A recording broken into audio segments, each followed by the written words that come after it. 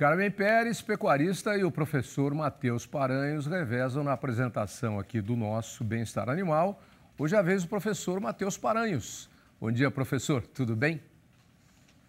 Bom dia, Tavinho. Tudo bem por aqui? Espero que também aí. Tuas férias parece que foi curta, né? Não foi bem férias forçadas, mas tudo bem. Foi um descanso necessário por alguns dias, mas está tudo bem. Depois a gente tira umas férias de verdade. Professor Matheus, o senhor tem hoje a Janaína Braga. Cadê a Janaína? Oi, Janaína, tudo bem? Olá, Tavinho, bom dia, tudo bem com você? Espero que também tudo bem por aí. Tudo bem por aqui, frio, viu, Janaína? Frio, professor Matheus. Bom, e vocês vão falar sobre manejo de bezerros recém-nascidos. Bebezinho merece cuidados especiais. Todo mundo merece, mas o bebezinho mais ainda, né, professor? É com vocês. Com certeza, Tavinho. A ideia de tratar desse tema no dia de hoje é porque a gente está no início aí da estação de nascimento, ou da principal estação de nascimento de bezerros na pecuária de bovinos de corte do Brasil. Então, decidimos aí abordar o tema convidando a Janaína Braga, que tem trabalhado bastante tempo com o bem-estar de bovinos de corte, e em particular com esse tema também da relação do manejo do bezerro recém-nascido. Janaína, muito obrigado por ter aceitado o convite, muito bem-vinda. Eu quero já começar fazendo um desafio para você. Você acha que, na grande parte das fazendas brasileiras, o manejo do bezerro recém-nascido tem sido bem conduzido, Janaína? Como é que você vê isso? Agradeço o convite, uma super honra estar aqui conversando com vocês. Bom, é um desafio esse, mas vou ser bem sincero. Eu acho que tem muitas oportunidades de melhorar esse manejo aí, os primeiros cuidados, né? Não estavam muito bem, então, né? Mas sejam grandes e relativamente pesados, eles acabaram de nascer, eles são bebês. Então, o que eu vejo, professor Matheus, uma oportunidade grande de melhora, e tem duas condições que a gente deveria pensar com mais cuidado, né? Uma que é refletida no curto prazo. Então, por exemplo, se a gente pensa no modo de conter, né, esse bezerro para os primeiros cuidados, a gente ainda vê muitas ações agressivas, né, com bezerros sendo laçados, arrastados, puxados. Isso no curto prazo, o que pode acontecer? O primeiro é ter consequências negativas, como uma fratura de pata, uma fratura de costela, né, bezerros que fraturam mandíbula, que não é raro, a gente vê nas situações aí do campo. E aí tem uma outra condição que a gente acaba esquecendo, né, que é a capacidade desses bezerros criarem memórias.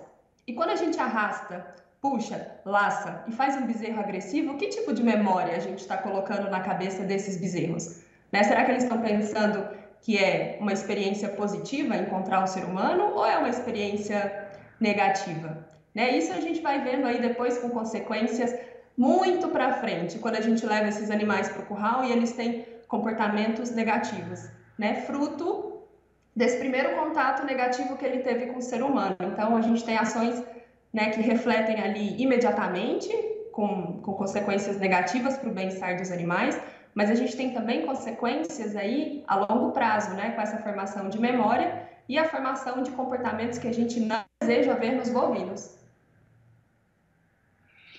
É muito interessante esse ponto da memória, né, Janaína? Porque os primeiros dias de vida do bezerro, eles têm um período sensível onde as experiências que eles vivem ou experimentam são muito marcantes e pode definir o comportamento dele por toda a vida, né?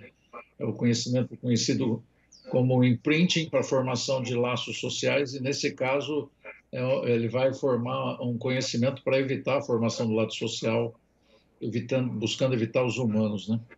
Ô, Jana, me permite chamar... Claro. Me permite te chamar, Jana?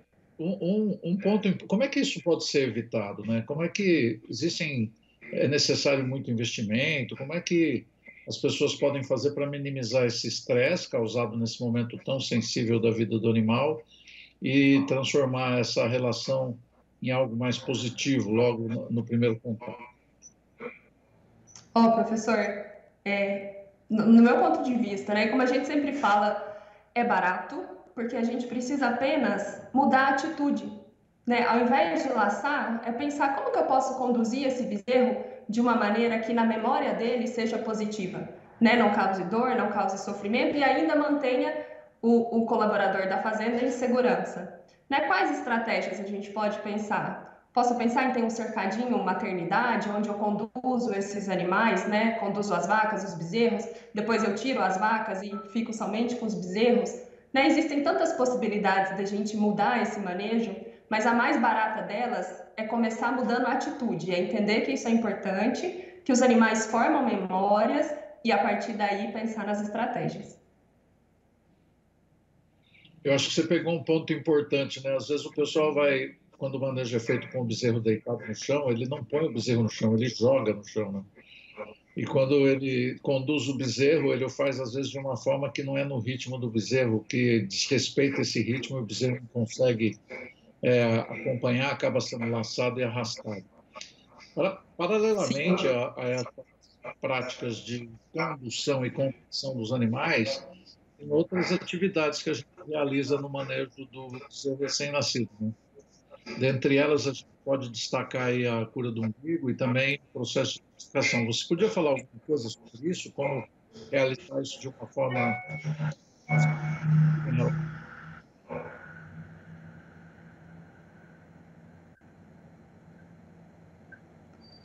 Professora, eu não te escutei no final. Você escutou que eu falei que tem outras práticas que são realizadas no manejo do bezerro recém-nascido, como a cura do umbigo e a identificação. Eu perguntei se você podia dizer como é que isso poderia ser feito, minimizando o estresse para os animais. Sempre é pensar, acho que o senhor trouxe 2 pontos que são muito importantes, né? O primeiro é considerar como que aquilo acontece ali no ritmo do bezerro e se adaptar a essa situação, né? Evitando ações agressivas, derrubar, puxar, laçar e realizar esses processos da maneira correta. E aí, professor, eu gostaria de compartilhar aqui uma mensagem que eu acho que é importante para essas duas questões, né? Colostragem e cura de umbigo. Precisa ser feito, eu acho que grande parte das pessoas já está consciente disso, mas ainda existe uma oportunidade de pensar a longo prazo, né, nas consequências disso e na importância de fazer isso bem feito.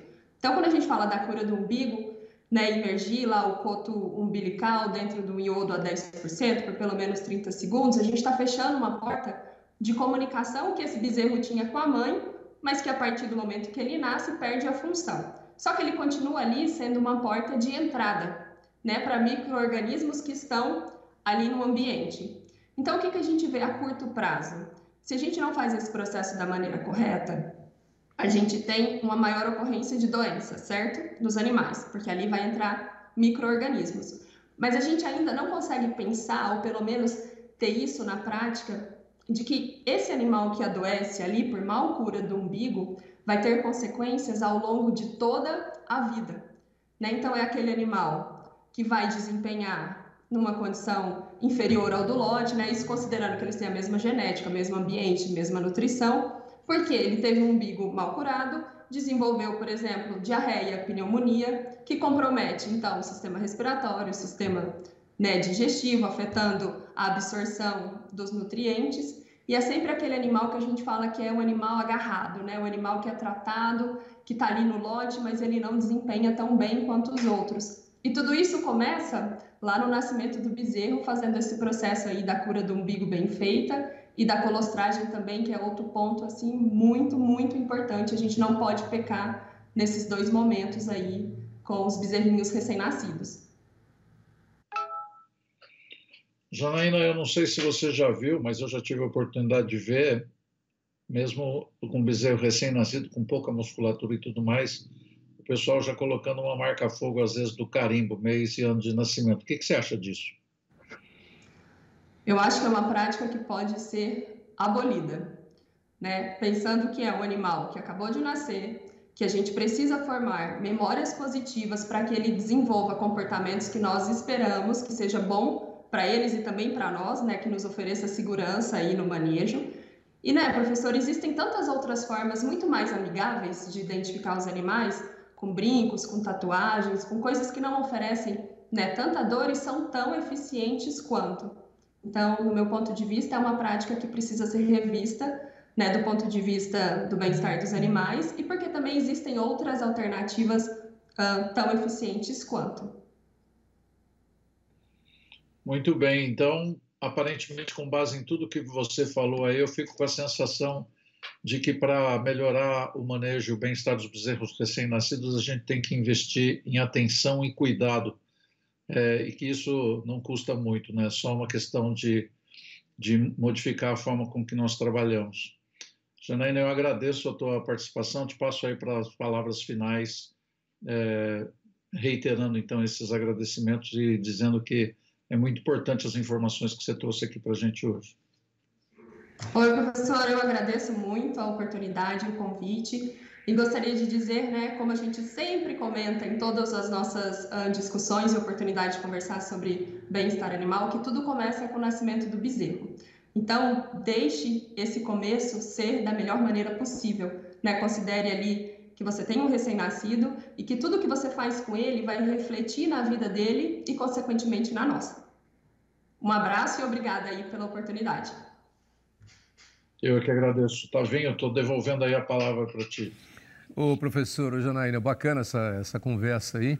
E essa parte final sua, e dando um conclusivo no que a Janaína já estava falando, de formar boas lembranças, trabalhar a memória cognitiva de forma positiva é interessante. Coincidentemente, esses dias eu estava vendo na televisão, eu gosto muito de séries, de biografias e documentários. Sempre que eu perco tempo aí, eu estou perdendo tempo no vídeo fazendo isso. E estava vendo em 3 capítulos a história do rei Henrique VIII, que teve as suas 6 esposas lá na Inglaterra.